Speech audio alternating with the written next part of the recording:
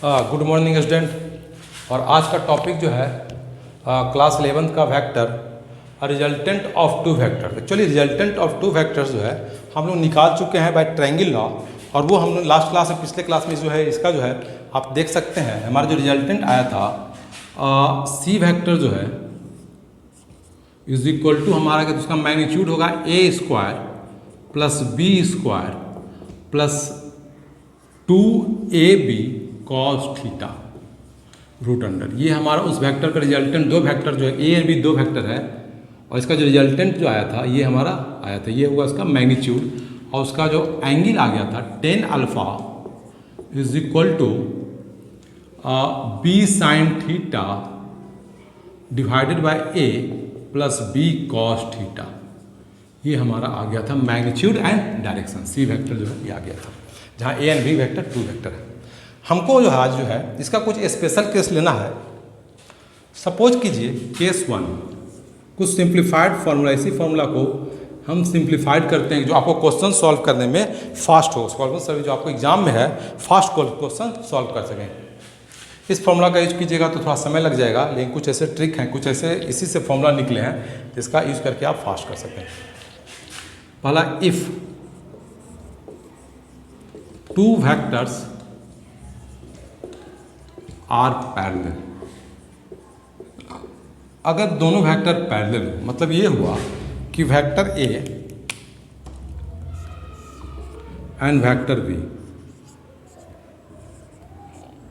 मान लें A and B vector parallel हो, तो जब पैरेलल होगा तो थीटा हमारा क्या हो जाएगा, जीरो। दोनों वेक्टर के बीच का एंगल क्या हो जाएगा, जीरो। तो अब जीरो होगा तो resultant vector C is equal to क्या हो जाएगा हमारा, A square plus B square plus 2ab cos 0। तो कॉस 0 1, तो इसको हम लिख सकते हैं A square plus B square plus 2ab root under, और ये आपका हो जाएगा a प्लस बी का होल स्क्वायर का रूट अंडर, और ये हमारा हो जाएगा a प्लस बी। मतलब ये हुआ कि अगर मैग्नीट्यूड है, अगर सिंपली दो वेक्टर के बीच का अगर एंगल जीरो, मतलब दोनों वेक्टर सेम डायरेक्शन में है, तो रिजल्टेंट वेक्टर जो होगा, रिजल्टेंट वेक्टर सिंपली दोनों वेक्टर को मैग्नीट्यूड को क्या कर देना, ऐड कर देना। याद रखिए डायरेक्ट ऐड कर देना। आपको अगर थीटा पता चल गया दो वेक्टर के बीच में जीरो है तो दोनों वेक्टर को सिंपली ऐड कर दीजिएगा। और रिजल्टेंट वेक्टर का एंगल जब पुट करेंगे तो tan alpha is equal to B sine 0 degree, तो बी साइन 0 डिग्री और डिवाइडेड बाय समथिंग, कुछ भी हो, ए प्लस बी कुछ भी हो। तो जब ये ही जीरो हो गया तो ओवरऑल क्या हो गया, जीरो। मतलब ये हुआ कि जब एंगल जीरो हो गया, मतलब क्या, पहले वेक्टर से, पहला वेक्टर मानते ए है तो ए से एंगल जीरो, मतलब ये होगा कि रिजल्टेंट वेक्टर जो सी होगा वो भी उसी डायरेक्शन में होगा, उसी डायरेक्शन में होगा। मतलब कह सकते हैं कि अगर ए वेक्टर 5 यूनिट का है और बी वेक्टर अगर 3 यूनिट का है, तो सी वेक्टर जो होगा 5 प्लस 3 8 यूनिट लेंथ का होगा, और उसका डायरेक्शन भी उसी डायरेक्शन में होगा। तो ये एक छोटा सा कंसेप्ट था। दूसरे को हम कह सकते हैं, अगर दोनों वेक्टर का डायरेक्शन अगर अपोजिट हो, two vectors are anti parallel, if two vectors are anti-parallel, are anti-parallel, मतलब ये हुआ कि एक वेक्टर अगर ए इधर हो तो बी वेक्टर अगर इधर हो, इसका मतलब ये हुआ दोनों के बीच का एंगल क्या हो जाएगा, 180 डिग्री, एक इधर और एक इधर।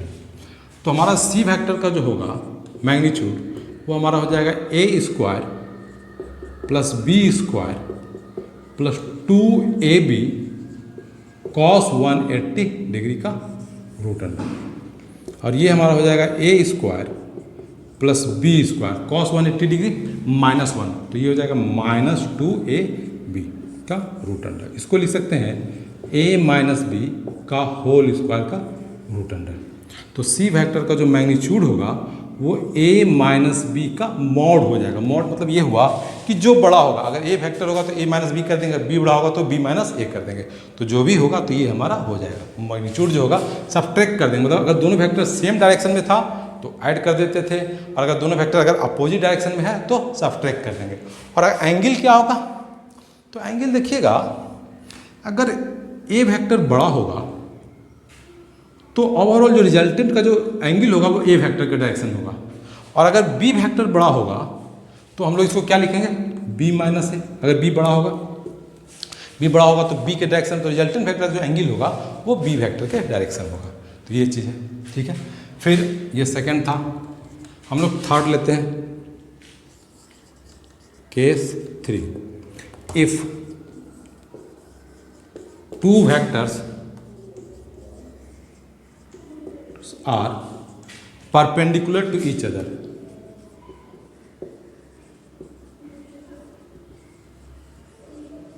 परपेंडिकुलर टू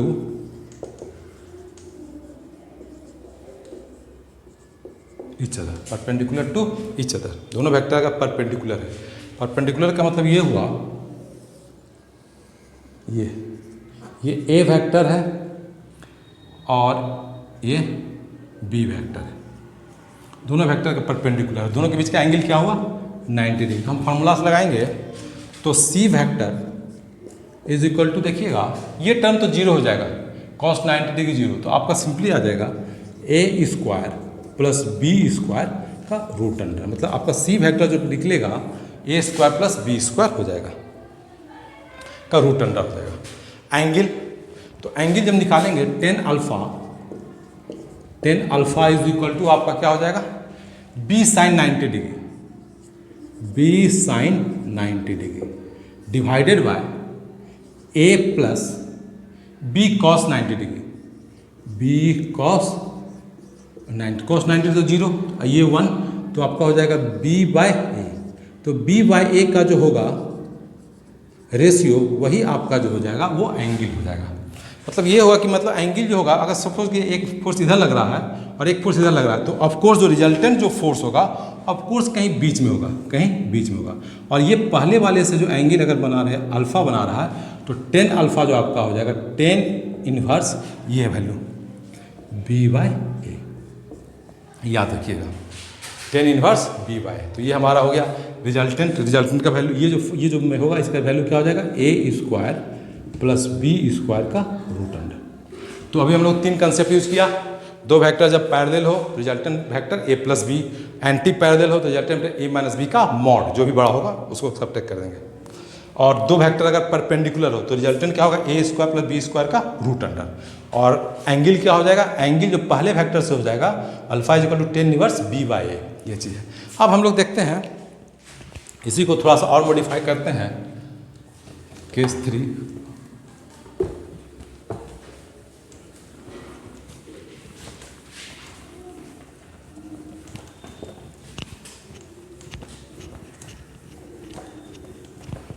इसी को अगर हम और मॉडिफाई करेंगे तो केस 4, अब क्या करते हैं, अगर दोनों वेक्टर इक्वल मैग्नीट्यूड का हो, दोनों वेक्टर अगर इक्वल मैग्नीट्यूड का हो और कुछ एंगल पे हो, तो हम लोग इसका if two vectors are of equal magnitude,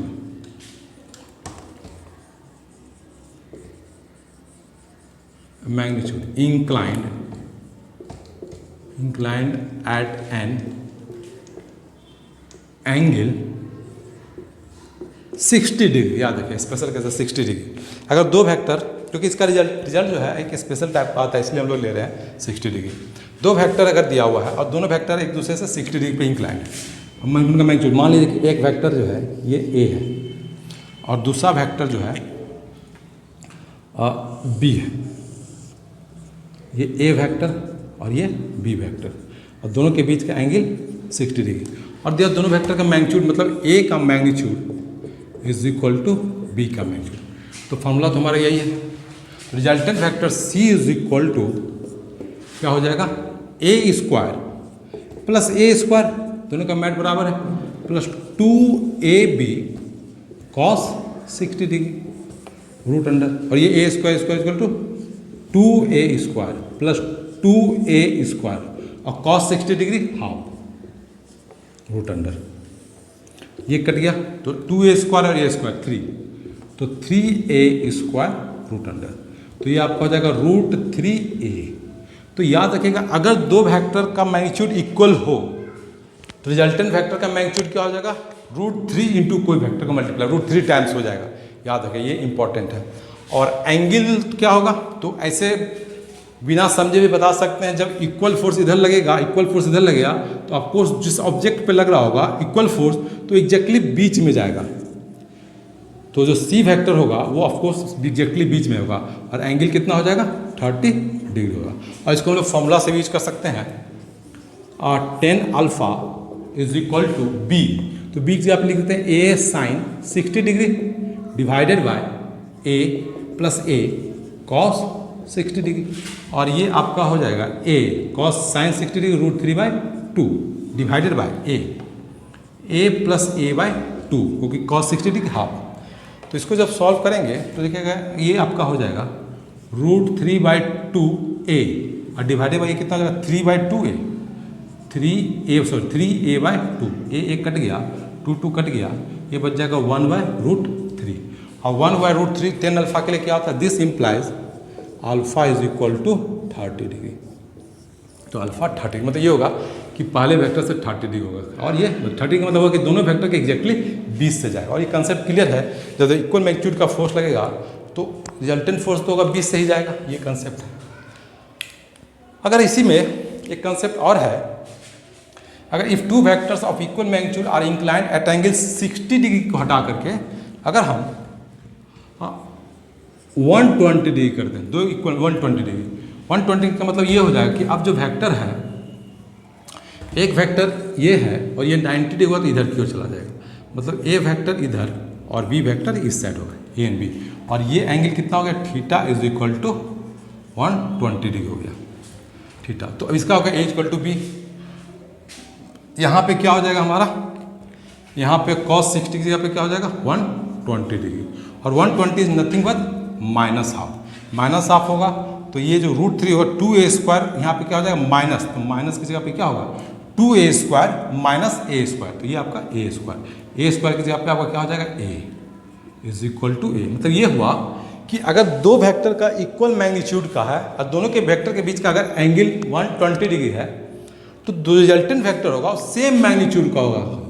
अगर 5 न्यूटन का फोर्स इधर लग रहा है, 5 न्यूटन का फोर्स इधर लग रहा है, दोनों के बीच का एंगल 120 डिग्री है, रिजल्टेंट फोर्स जो होगा वो 5 न्यूटन का ही होगा, और 5 न्यूटन का ही होगा। और ऐसे हम कह सकते हैं जब 120 डिग्री एंगल है तो ऑफकोर्स ये एंगल कितना हो जाएगा 1 डिग्री से 60 डिग्री हो जाएगा। और फार्मूला से हम लोग यूज कर सकते हैं, 10 अल्फा की जगह पे क्या कर दें, ये 60 की जगह पे आपका हो जाएगा 120, cos 60 की जगह पे 120, तो cos 60 साइन 120 किसके बराबर हो जाएगा आपका, साइन 120 को लिख सकते हैं हम लोग, ये हटा देते हैं,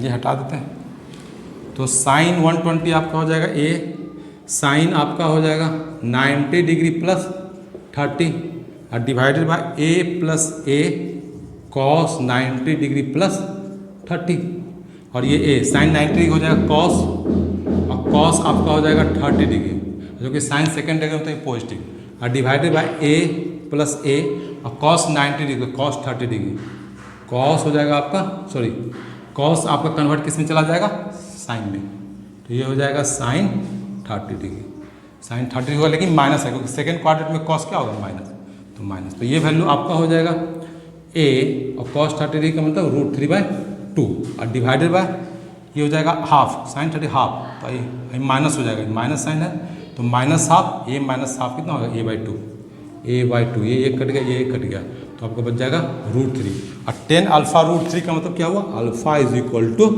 60 degree, alpha is equal to 60 degree. ऐसे भी कह सकते हैं कि जब दो वेक्टर इक्वल मैग्नीट्यूड का 120 पे लग रहा है तो रिजल्टेंट वेक्टर जो होगा वो 20 से जाएगा, मतलब वह 60 डिग्री पे जाएगा।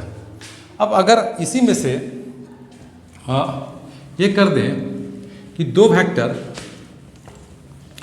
इक्वल मैग्नीट्यूड का हो परपेंडिकुलर,